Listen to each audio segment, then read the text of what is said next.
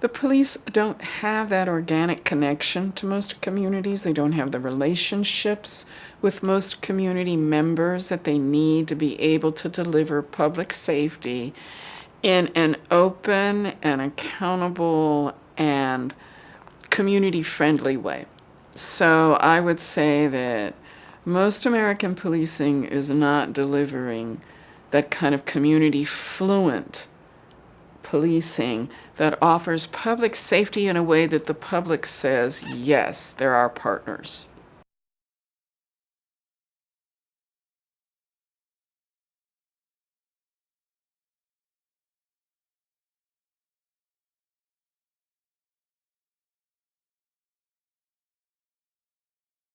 Yeah, we're on a real saga in Los Angeles. It's a very long journey. It began over 30 years ago for me. 30 years ago, we were at war with our police, and it was very bad. I was in court every day suing what I could out of LAPD, and Rodney King happened, and then the Rampart scandal happened, and long story short, it began the beginning of the end of a very paramilitaristic, imperial LAPD that terrorized the black community. And I think that in the black community, there was no other way to describe it other than a paramilitaristic occupation force that was hostile and felt racist.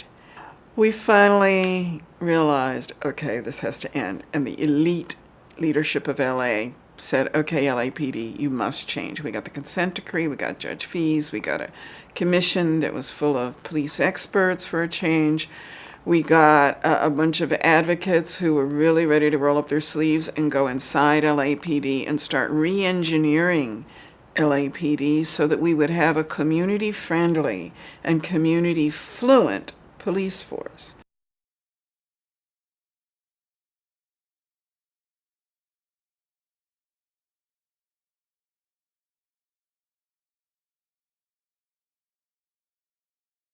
When I started working with probably the most revolutionary policing force that you can find in the United States today, which is the Community Service Partnership Police in Watts. It's a specialized unit of community service officers. They are police officers who earn public trust through service to that population. So they will do everything from get bifocals for the grandparents in the housing projects, to cleaning up the alley behind Grape Street, to doing a farmer's market in Ramona Gardens housing project, to helping kids buy computers in the local schools. So they are about earning public trust through service. And their theory is that if the public trusts us because we're constantly helping improve the conditions of their lives, when a crisis happens, they will give us the benefit of the doubt. And it's truly working quite well. So when, when Captain Tingarides buys computers for people's children and takes the grandmothers to the doctor and does any number of things to serve that population, what ends up happening is that the community ends up revering, really revering, not just respecting, but revering these police. So it's quite an amazing experiment, and I'm very proud of these officers. It's very hard to go into these housing projects as a cop, but they do footbeats, they patrol with gang intervention, they are constantly offering service, and they've built trust.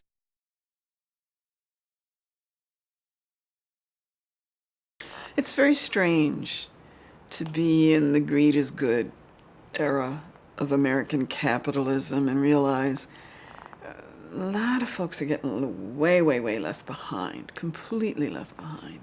What's interesting is that the police understand that this isn't good. And so do I see a role for police in the equalization and in making America fairer? Absolutely. Because the police can argue that public safety depends on a gap between the rich and poor not being this wide and not being this inequitable, and that you have to have rungs in the ladder for people to climb out of poverty. And the police can help put those rungs back in the ladder. So I see a lot of roles for police, and I think that they have the power, the political power in our system to insist that the gap only gets so wide.